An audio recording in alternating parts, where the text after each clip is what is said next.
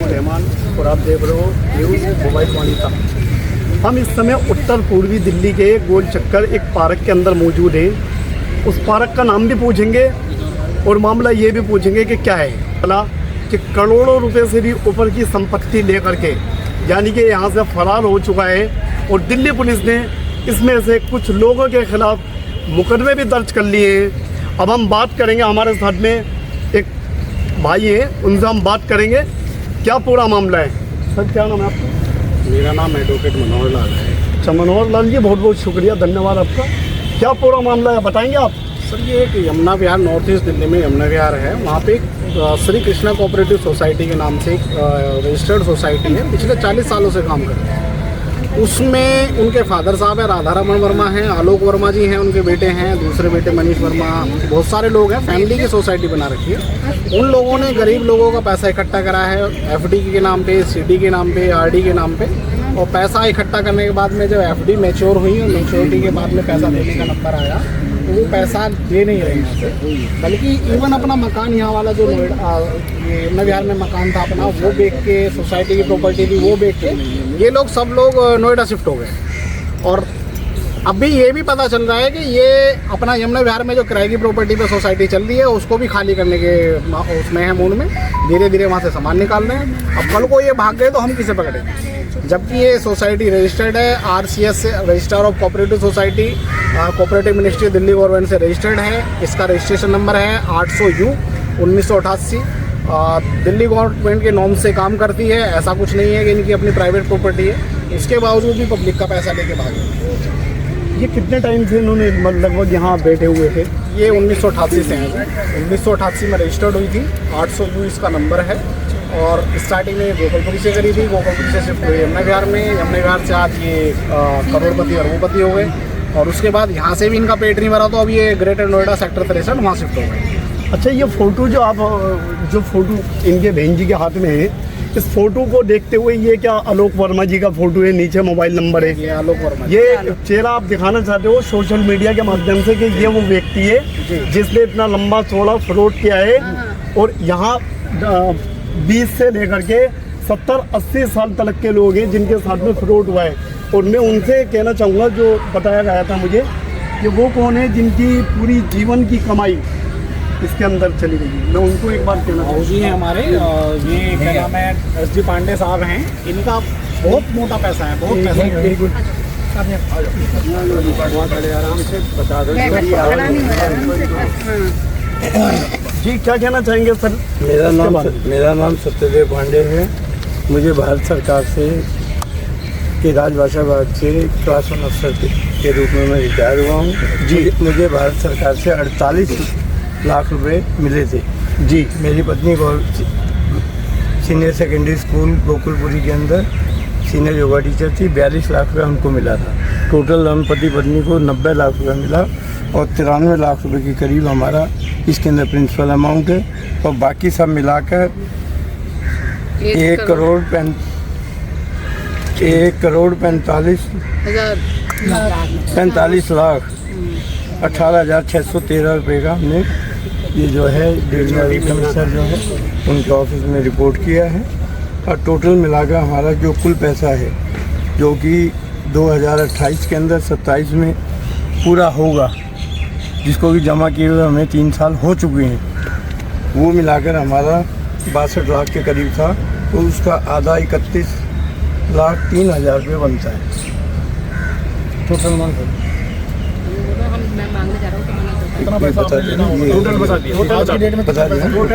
अब आप क्या चाहते हो दिल्ली पुलिस की तरफ से, सरकार की तरफ से, क्या आप मतलब सोशल मीडिया के माध्यम से कहना चाहेंगे सर? हम ये चाहते हैं कि ये इसका कुछ ना कुछ समाधान कर दिया जाए। और जो ये गरीब लोगों का पैसा है, जैसे कि घरों में सफाई करने वाली महिलाएं हैं, पुरुष हैं, नौकर हैं, 3 व्हीलर चलाने वाले हैं, और भी बहुत से लो पेड एम्प्लॉई हैं जो ई-रिक्शा चलाते हैं, उनके सबके पैसे इस सोसाइटी में मरे हुए हैं। सबसे ज़्यादा पैसे मेरे हैं सर। आलोक वर्मा जो है, एक तो फोटो दाढ़ी में दिखाई दे रहा है, ये दूसरे कौन है? यही आलोक वर्मा है। ज़रा ध्यान से देखिए इन चेहरों को, थोड़ा आगे आइए। जरा ध्यान से देखिए इस चेहरे को, इस चेहरे में और उस चेहरे में जमीन और आसमान का फर्क दिखाई दे रहा है, लेकिन नाम एक ही आपको मिलेगा, आलोक वर्मा।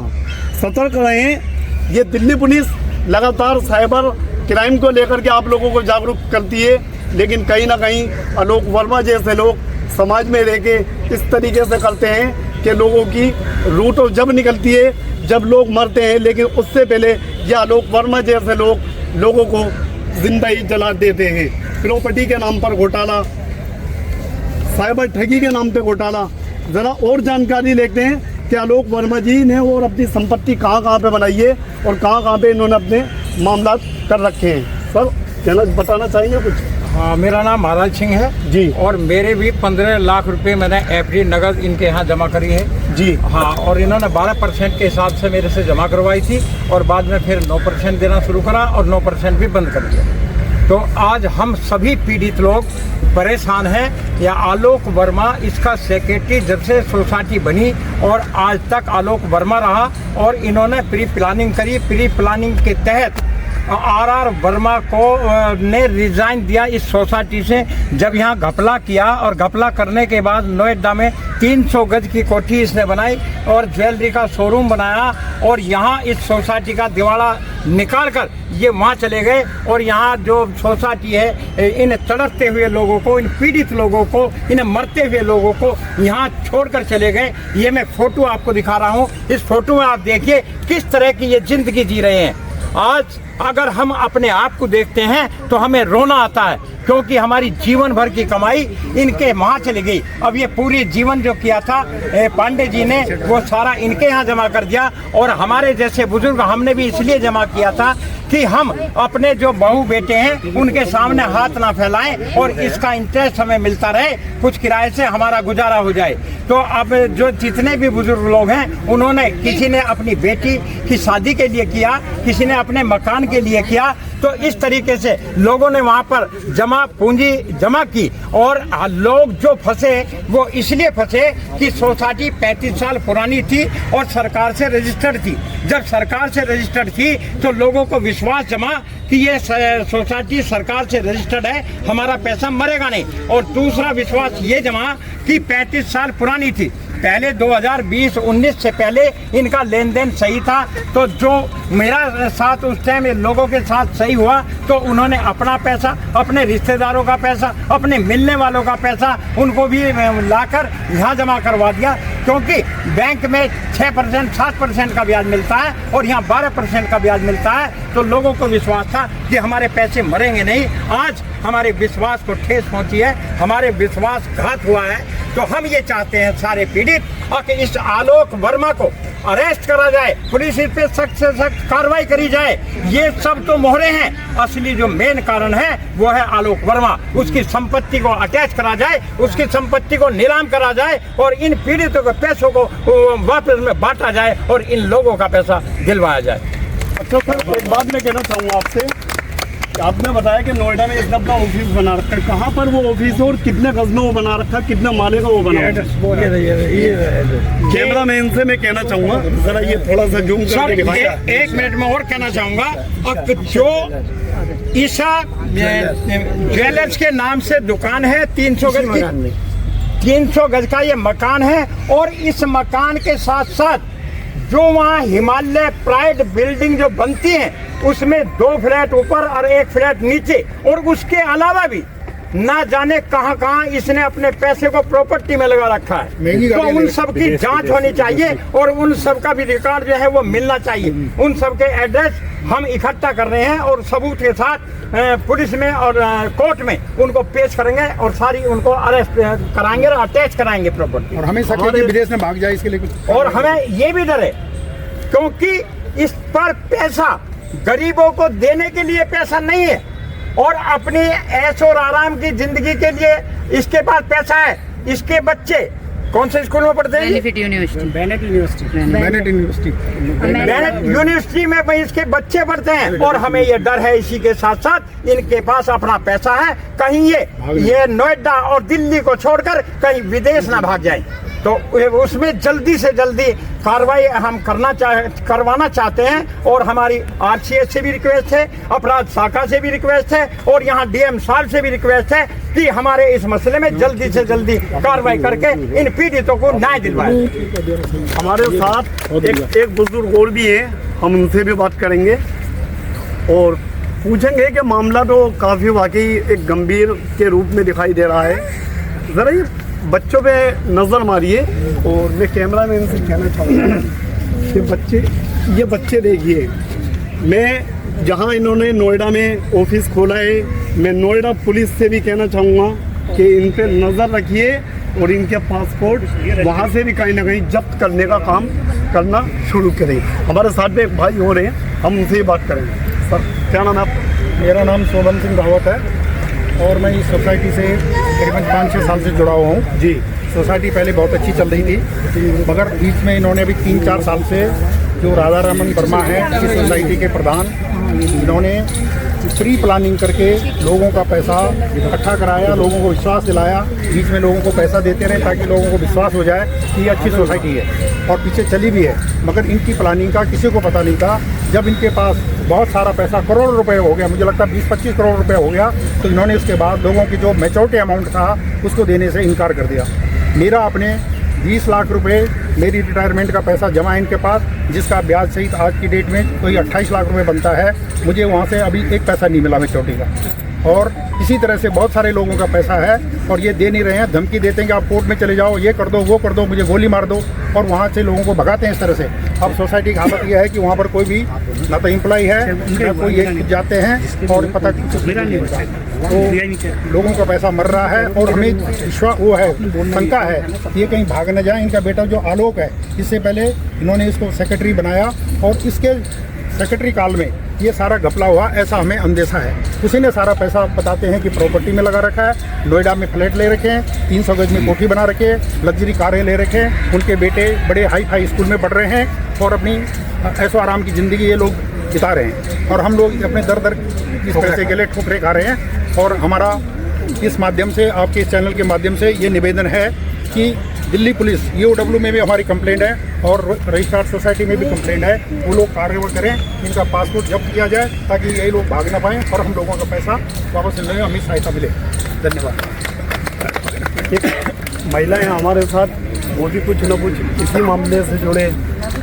हैरानी की बात तो ये है कि आलोक वर्मा ने ना जाने, यहाँ तो आपको 100 से 50 आदमी दिखाई दे रहे हैं, लेकिन लगता है ऐसा है कि 20-25 हज़ार करोड़ रुपए का घोटाला है, 20-25 करोड़ का घोटाला है। और कहीं ना कहीं पब्लिक और भी होगी, अगर पूछेंगे, बातचीत करेंगे।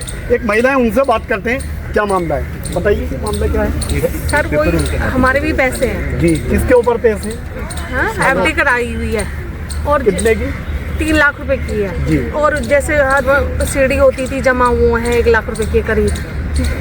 2023 में मेरी सास को ब्रेन हेमरेज हुआ, मैं उनके पास गई, वो गंगाराम में एडमिट थी, तो मैंने उन्हें अपनी मजबूरी भी बताई, लेकिन उन्होंने पैसे नहीं दिए। हमें जाते थे तो कहते बाहर से ले लो लोग, वो चली गई, लेकिन तब भी उन्होंने एक पैसा भी नहीं दिया। इतनी बड़ी मुश्किल आई, जब भी हमें 1 रुपया नहीं मिला। अब आप क्या चाहते हैं? अब ये अगर कंप्लेन करी तो ये मानहानि का उन्होंने केस कर दिया हमारे। कितना है? 50 लाख रुपए का आपके ऊपर ही? हाँ जी, हम जिन्होंने कंप्लेन करी सबके ऊपर। इनके लड़का एडवोकेट है, इस करके इन्होंने दबाने के लिए ये मानहानि का दावा था। अब क्या कहना चाहिए? हम सभी लोग यही कहना चाहते हैं कि हमारा पैसा जिस तरीके से उन्होंने लिया है, सभी पीड़ित को पैसा दे दिया जाए ईमानदारी के साथ। ईमानदारी के साथ जैसा लिया है वैसे ही दे दें। बिल्कुल वैसा ही दे दें जिस तरीके से लिया है। पहले तो उन्होंने प्रलोभन दिया कि भाई ज़्यादा से ज़्यादा पहले 2 जने चाहिए साइन करने के लिए, भाई गारंटर चाहिए, तो इनका इतना लोन कैसे हो गया इनके ऊपर? जब भी लेने जाते हैं कि 4 करोड़ रुपया बाहर है, जब आएगा तब हम आपको देंगे, पर जब 1 लाख रुपए के लिए वो गारंटर मांगते हैं तो बताओ 4 करोड़ कैसे दे देंगे? पहले तो मुझे ये बात झूठ लगती है कि इनका साफ साफ झूठ है। हम खुद गए थे लोन के लिए तो इन्होंने साफ मना कर दिया था कि अभी लोन नहीं मिलेगा, और वैसे भी हमारी सोसाइटी से 1 लाख से ऊपर किसी को भी लोन नहीं मिलता विदाउट गारंटर। तो इन्होंने 4 करोड़ का लोन कैसे दे दिया? हमारे ही पैसों से ये नोएडा में मकान खरीदे हुए हैं, इतनी लग्जरी जीवन जी रहे हैं, जो बहुत गलत है, हमें साफ दिख रहा है। और आज हम जब पैसा मांगने जाते हैं तो सीधे कहते हैं गोली मार दो, भागो यहाँ से। ये कोई तरीका थोड़ी है जनता से बात करने का। हमारा ही पैसा है और हमसे ही बदतमीजी की जा रही है। आपने नोएडा पुलिस को शिकायत दी है इस मामले को लेकर के? नहीं, अभी हमने नोएडा पुलिस को नहीं दी, हमने यहीं पर केस लगाया। भाई पुलिस को तो संज्ञान में ऐसे लोगों के लिए डालना चाहिए, कहीं ऐसा नहीं हो कि कहीं वहाँ कहीं ना कहीं वहाँ पुलिस ये घोटाला करें। ये डाला हुआ है, ये डाला हुआ है। 11 महीने के करीब हो गए। जी, अब क्या कहना चाहिए? सर मैं कहना चाहूँगी, जैसे हम सुन रहे हैं कि सोसाइटी काफ़ी टाइम से है, लेकिन इन्होंने घोटाला अभी नहीं है, ये इनके सब प्री प्लानिंग है। अब हमें पता चलता है इन्होंने अपना एक ऑफिस मौजपुर में खोला हुआ था, एक ऑफिस भजनपुरी में खोला हुआ था, एक गोकलपुरी में खोला हुआ था। यमुना विहार में हम भी रहते हैं 25-30 साल से, इनका भी वहाँ घर है। तो ये वहाँ पर तो हमारे को पता था ये यहीं पर रहते हैं, लेकिन अब जब हम सोसाइटी में जाते हैं तो जो मेंबर आते हैं उनको पता चलता है हम तो इनके 10-15 साल से मौजपुर से जुड़े हुए हैं, हम इनसे गोकलपुर से जुड़े हुए हैं। तो अब इनका पता चलता है कि इन लोगों ने सब कुछ प्री प्लान से लोगों को धोखे में डाल के, जैसे अब मेरी एक बहन है यहाँ पर, उन्होंने बताया कि उनके हस्बैंड कोरोना में एक्सपायर हो गए। उन्होंने काफ़ी टाइम से अपनी CD का अकाउंट खोला हुआ था, तो जब उनको पता चला इनके हस्बैंड एक्सपायर हो गए तो इनको पैसा मिला होगा, तो पूछा कि आपको पैसा मिला होगा, आप अपने यहाँ पैसे जमा करा दीजिए। यहाँ पर लोगों ने अपना क्या कहते हैं जो रिटायरमेंट का पैसा जमा करा रखा है, आप तो बहुत मजबूर हो, जो आपको उनके जब ख़त्म हुए हैं जो पैसा मिला है आप अपने बच्चों के लिए आगे सेव कर दो। इनको इतना उनको प्रेशर डाला इन पर जमा कराने के लिए, वो तो आप यूँ समझ सकते हो शायद भगवान ने कुछ कृपा करी, इन्होंने थोड़ा पैसा फिर भी जमा करा दिया। लेकिन आज अब सब हम सब मिले हैं, जब क्योंकि पहले सब हम अकेले जाते थे, अकेले अपना काम किया आ गए, आज हम सब मिले हैं तो एक दूसरे से बात हुई, तब हमें पता चला है कि इन लोगों ने सब कुछ सोची समझी प्री प्लानिंग था कि कैसे पब्लिक से पैसा लें, और हम अपना पैसा लेके जब इनका काफ़ी पैसा जुड़ गया तो ये यहाँ से अपने चले गए। जब ये यहाँ से मकान बेच के जा रहे थे, क्योंकि हम भी वहीं हमने रहते हैं, तो इनसे बोला तो कहने कि नहीं हमारी सोसाइटी में थोड़ी सी प्रॉब्लम चल रही है, तो यहाँ का जो हम पैसा बेच के 2 करोड़ रुपये हम सोसाइटी में लगाएंगे। फिर जैसे किसी का पैसा था हम लेने के लिए गए, जब आप जा रहे हो यहाँ से तो पैसा, हमारा ऑफिस तो यहाँ पर है, कुछ दिन बाद पता चला ये ऑफिस ही हमने वहाँ शिफ्ट कर रहे हैं। आप तो कहते हैं ऑफिस अपना है, नहीं किराए पे है, जबकि वो ऑफिस भी इनका अपना था। इन्होंने इतने झूठ बोले हैं कि इनके अब तो किसी बात पे विश्वास नहीं है। मेरे यहाँ पर 1 लाख रुपये हैं, मेरे को चेक दिए हुए इन्होंने 3 साल हो गए हैं, 3 साल से मैं बाकायदा जा रही हूँ। चेक हर 3 महीने बाद नया चेक दे देते हैं। बैंक चेक लेने को राजी नहीं है, कहते हैं कि अकाउंट में पैसा नहीं है।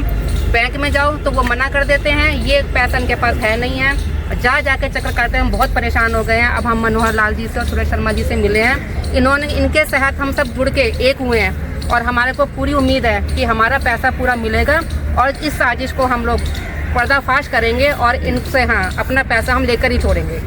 अब और कोई बोलेगा? नमस्कार जी, सर क्या कहना चाहेंगे? मैं ये कहना इतना चाहूँगा, लंबा चौड़ा घोटाला है, ये क्या है, सरकार की तरफ से कमजोरी है बहुत ज़्यादा। कोई इन पे होल्ड नहीं है, करोड़ों का बिजनेस कर रहे हैं जो बैंक में करते हैं। सर मैं एक बात कहना चाहूँगा आपसे, हाँ। अगर एक व्यक्ति के पास 20 से 25 करोड़ रुपए की कैश घर में रखी हो तो उस पर कहीं ना कहीं ईडी बहुत जल्दी छापा मारती है। ठीक है, तो ऐसे लोगों के लिए क्या कहना चाहिए? जैसे ही है आलोक वर्मा जी, ये सब सर क्या कह सकते हैं, सरकार प्रशासन सब इन चीज़ों में मिला हुआ है। इन्हें रजिस्ट्रेशन करते हैं बाकायदा, और अच्छी तरह इन्हें पूरी फैसिलिटी देते हैं। 10 साल 5 साल तक का ऑडिट ही नहीं देखते। इसका क्या मतलब है? मैं रजिस्ट्रार में गया हूँ, इनके ऑडिट ही नहीं हुई, तो वो सब मिले हुए, इनसे पैसा जो भी यहाँ से जाता है उनको चढ़ जाता है। अब गवर्नमेंट ने क्या करा है, 19 के बाद अब बहुत जल्दी काम हो रहा है। ये बर्थ एक्ट की वजह से अब ऑनलाइन डाटाबेस बन रहा है ऑल इंडिया। तो जितने भी चिट फंड, इन्होंने लाइसेंस लिया अपने सोसाइटी का, काम करा चिट फंड में। ये सोसाइटी में करते तो ये चल जाता, चिट फंड में करा। इन्होंने रजिस्टर अपने अलग, अकाउंट अलग करे, पैसे 2 नंबर में लेके प्लॉट ले लिए, जो भी सोना मोना खरीद लिया, ऐसा करते हैं। लेकिन अब ये इतना हो गया कि अब बर्थ एक्ट के बाद इन पे बैन लग चुका है ऑल इंडिया। जितनी भी तुम्हें दिखाई दे रही सोसाइटी, ये इसी 25 में ही बंद हो जाएंगी, और अगर करेंगे तो बैंक की तरह काम होगा। आगे जो जनरेशन आएगी वो बिल्कुल जीवन सुखी में जिएगा, कोई किसी का फ्रॉड नहीं कर पाएगा। इसमें बहुत मैटर हैं, प्लॉट हैं, मकान हैं, जो फ्रॉड होते हैं ना, सब डीएम को पावर दे दिया। कोर्ट में भीड़ बहुत है, तो ये जो फ्रॉड छोटे सब यही कर दिया। तो हमने मिलके इन लोगों का एसडीएम सादरा को कंप्लेंट दी भट्ट एक्ट की। उसमें हमारी 4 तारीख हो गई। सर ने बोला है कि प्रॉपर्टी नोएडा में है, उनको पावर है, हाई कोर्ट की इन्हें पावर है, ये अटैच कर लेंगे उसको, फिर बेच के पब्लिक का पैसा मिल जाएगा। लेकिन अब इसमें प्रशासन की जो भी है बकाया ईओडब्ल्यू जो हमारा है 11 महीने से, ईओडब्ल्यू बहुत बड़ी संस्था है इंडिया की, सीबीआई के बाद ये दूसरे नंबर पे आ रही। इसने सर एक काम नहीं करा। हमने बाकायदा 309 306 धारा लगी हुई, ये उसको ना अरेस्ट कर रहे ना नोटिस दे रहे। ये क्या है? ये सब मिली भगत है सरकार की और ये पैसे वालों की। ये वहाँ पैसे चढ़ा देते, वो अपने चुप बैठ जाते। ये हो रहा है, तो इसको उठाया जाए और गरीबों को मदद करी जाए, उसको अरेस्ट करा जाए। जब इतना बड़ा कम से कम ये 25 से 50 करोड़ का है मैटर। दिल्ली पुलिस अगर कहीं ना कहीं कार्रवाई नहीं करती है, मुकदमा दर्ज करके छोड़ देती है, तो आगे की कार्रवाई आपकी क्या होगी? इससे आगे आप कहाँ, मतलब कहीं धरना करने की आपकी क्या मतलब? देखो पब्लिक क्या कर सकती है, हम गरीब लोग हैं, पैसा तो है नहीं, कोर्ट कचहरी नहीं कर पाएंगे, तो हमारा पैसा तो वैसे ही लुट गया। अब हम प्रदर्शन कर सकते हैं। कहाँ पर प्रदर्शन करोगे? जंतर मंतर पे करेंगे। दिल्ली जंतर मंतर जाओगे? हाँ, मतलब इस मामले के लिए आप दिल्ली संसद भवन पे हमारी है, संसद को धुलाई करेंगे गंगा जल से। 3 साल से कर रहा हूँ। मोदी को उखाड़ के नीचे फेंकना है, ईमानदार लोगों को बिठाना है। अरे नहीं, हम ऐसे उन्हें हम मनते जंतर मंतर पे बोला है, हमें क्या, हमें हटाऊंगा। नुकसान होगा और इतनी बदतमीजी से बात करते हैं। जब पैसा ले, कहाँ रहते हो आप? जी हम रहते हैं खजूरी। खजूरी कौन सी जगह? भजनपुरा खजूरी। भजनपुरा खजूरी में अपना मकान है किराए का? जी अपना ही है। अपना ही है। कितने गज का होगा? 25 गज का मकान। उसमें कितना परिवार रहते हैं आपके साथ? एक ही परिवार रहता है। अच्छा, हाँ जी। तो कितने रुपए आपके जो ये आलोक वर्मा जी ने लेके गए? जी मेरे 1.25 लाख के करीब। 1.25 लाख रुपये आपके लिए। बच्चे कितने हैं? छोटे छोटे बच्चे हैं सर। कर्जा उधार भी लिया होगा आपने कहीं ना कहीं से? आलोक वर्मा जी के फंड में जमा करने के लिए आपने कहीं ना कहीं कर्जा उधार भी किया होगा? सर जो 1-1 रुपया मेरे पास बचता था ना, ये देखो ये छोटे छोटे बच्चे हैं, एक लड़की से छोटी है, ये छोटे छोटे बच्चे हैं। 1-1 रुपया बचता था सर। पहले 200 रुपये से खुलवाई थी, ठीक है। उसके बाद पैसा इकट्ठा हुआ, घर से मिलता है, वैसे भी जो भी जुड़ा वो 50,000 इकट्ठे हो गए, वो वहाँ पे जमा कराए। पहले 1 साल के लिए कराए थे, मैं क्या करा के देखते हैं। फिर सबने बोला आसपास में जो वहाँ पे रहते हैं ये भी हैं, सबने कि भाई पहले से है, अच्छी है, सब कुछ है, पूछताछ के तब करा। फिर उसके बाद उसको डबल के उसमें करा दिया 6.5 साल के लिए, 6.5 साल के लिए करा दिया। उसके बाद बीच में ज़रूरत पड़ी तब लेने गए, तो तब बोले कि जब मैच्योर होगी तब आना। घर में कंडीशन बहुत ख़राब थी, कितनी बार चक्कर काटे हैं। बोला भी है कि आपकी वजह से घर में कोई एक्सपायर हो जाए, क्या हो जाए, तो आप जिम्मेदार होगी क्या इस बात का? इतनी गंदी तरीके से बात करते हैं, गोली मार दो, तुम्हें जो करना है जाओ, केस कर लो, ये कर दो। वहाँ पे मुस्टंडे बिठा रखे हैं, वो लड़ने के लिए आते हैं और इतना गंदा बोलते हैं। सोसाइटी में मतलब कहाँ, दिल्ली में या जहाँ इन्होंने? यमुना विहार में कृष्णा कोऑपरेटिव सोसाइटी में एक दाढ़ी वाला है, विशाल, ठीक है, वो बिठा रखा है। और वो उनको कुछ बोलो राधा रमन वर्मा जी को, तो वो लड़ने के लिए आता है। मैं वहाँ पे गई तो उन्हें मेरे को चेक काट के दे दिया। बैंक में गई, बैंक वाले ने चेक नहीं पकड़ा, तो फिर मैं आके बोली तो बोलते हैं कि इसको दोबारा से कराओ। दोबारा से कराया, वो भी बाउंस हो गया। उसके बाद गई तो कह रहे हैं कि नहीं दूंगा पैसा, तुमसे जो होता है, जो करना है कर लो। मैंने कहा क्यों नहीं, हमारा मेहनत का पैसा है, कोई ऐसे थोड़ी भीख थोड़ी मांग रहे हैं। बोलते 500 रुपये ले जाओ। बताओ 500 रुपये कब तक लेके धक्के खाएंगे? 2 बच्चों को लेकर रोड पार करना होता है, एक्सीडेंट हो जाए, कुछ हो जाए, कौन जिम्मेदार होगा? हम तो यही चाहते हैं कि इनके खिलाफ है ना, आलोक वर्मा, उन्होंने 2023 में रिटायर दे दिया है, लेकिन ये सब प्लानिंग के थ्रू हुआ है। बस ये है, जब हमने कराई थी उस टाइम पे आलोक वर्मा थे, तो हम ये चाहते हैं कि सब कुछ करा हुआ सब आलोक वर्मा का है। इनको तो आगे खड़ा किया हुआ है उन्होंने, ठीक है बस। और उनकी बीवियाँ जो है दोनों की, वंदना और पूनम, हम ये चाहते हैं उनके साथ मतलब खिलाफ सख्त से सख्त कार्रवाई हो, और वो भागने की प्लानिंग में है। तो उनके जो है पासपोर्ट वगैरह सब जमा और हमारा पैसा हमें जमा तो दिल्ली पुलिस के थ्रू होंगे, दिल्ली पुलिस के माध्यम से जमा होंगे। हाँ जी, तो हमें उनसे भी यही अपील करना चाहते हैं कि भाई EOW वाले और जो भी हैं कि हमारा जो है इसके खिलाफ सख्त से सख्त कार्रवाई करें और हमारा पैसा हमें दिलवाएं। कितनी एज आपके साथ में कितने का फ्रॉड हुआ है?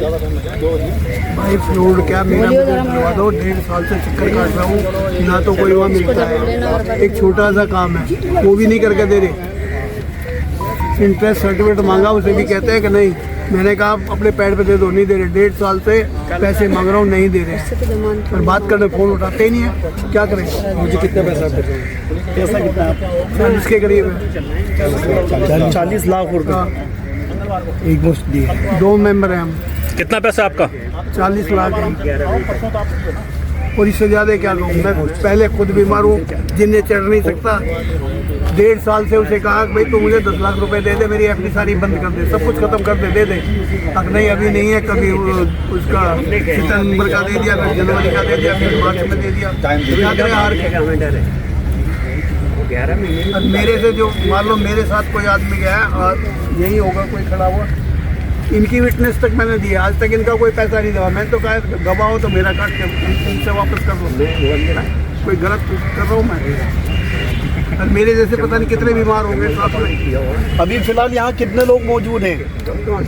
देख लो, गिनती कर लो। मैं 50-60 आदमी ऐसे कर 100 लोग जमा है। आपका कितना अमाउंट? मेरे 5 लाख। 5 लाख। कितने टाइम में आपने जमा किए थे? मैंने 2019 में। 2019 में। और ये गए कितने टाइम में? 6.5 साल में डबल। 6.5 साल में डबल थे। हाँ जी। मतलब आपने 5 लाख रुपए दिए थे। हाँ जी।